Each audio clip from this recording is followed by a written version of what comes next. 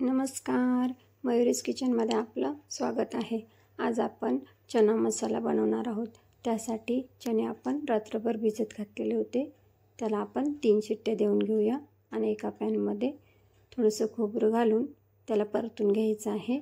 7 ते 8 लसणाच्या पाकळ्या, 1 इंच आल्याचा तुकडा, त्याचे बारीक तुकडे करून आपण त्यात घालून घेतलेले आहेत। तेही एकसारखं परतून घ्यायचं आहे। एकसारखं परतून झालं की आपण त्यात 1 टोमॅटो घालणार आहोत। टोमॅटो घातला का थोडंसं तेल घालून त्याला एकसारखं परतायचं आहे।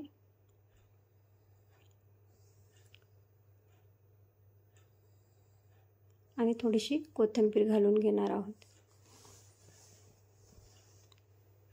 वाटण गार होतं तोपर्यंत आपण आपले चणे बघून घेऊया। चणे आपले शिजलेले आहेत, बघू शकता। आपल्याला पाहिजे तसे चणे शिजून झालेले आहेत। चण्यामध्ये थोडंसं मीठ घालून चणे शिजवून घेतलेले होते। आता वाटण गार झालेलं आहे।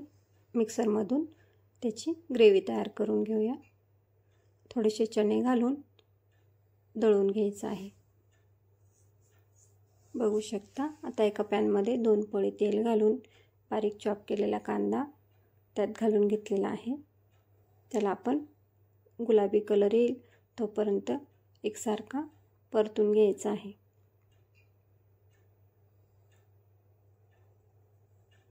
कांदा चांगला परतून झाला की त्यात आपण 2 तेजपान घालून घेणार आहोत। तेही त्यात एकसारखे तळून घ्यायचं आहे आणि तयार केलेलं वाटण आपण त्यात घालून घेतलेलं आहे।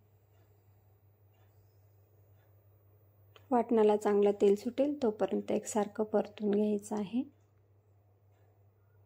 बघू शकता। वाटण एकजीव झालेलं आहे आणि तेल सुटायला लागलेलं आहे। आता आपण मसाले घालून घेऊया। 1 चमचा लाल तिखट, 1 चमचा काळा मसाला, गरम मसाला, पाव चमचा हळद आणि धने जिरे पावडर टाकून एकसारखं परतून घ्यायचं आहे, बघू शकता। झटपट अशी रेसिपी आहे, पटकन होणारी। त्यालाही तेल सुटायला लागलं आहे। थोडंसं पाणी घालून त्याला आपण चांगलं परतून घ्यायचं आहे। पटकन होणारी झटपट अशी रेसिपी आहे। त्यामध्ये 2 लाल मिरच्या घालून घेऊया आपण आता। त्याही त्यात घालून एकजीव करून घ्यायचे आहेत, बघू शकता। वाटण तळून झालेलं आहे, ग्रेव्हीला तेल सुटलेलं आहे। आता आपण चणे घालून घेऊया आणि त्यालाही एकसारखं परतून घ्यायचं आहे। एकसारखं परतून झालं की जरा वेळ झाकण ठेवून घेऊया। झाकण ठेवून 2 ते 3 मिनिटं शिजू द्यायचे आहेत, बघू शकता। छान असे शिजलेले आहे। आता आपण चणे शिजवलेले होते त्यातलंच पाणी होतं ते आपण त्यात घालून घेतलेलं आहे।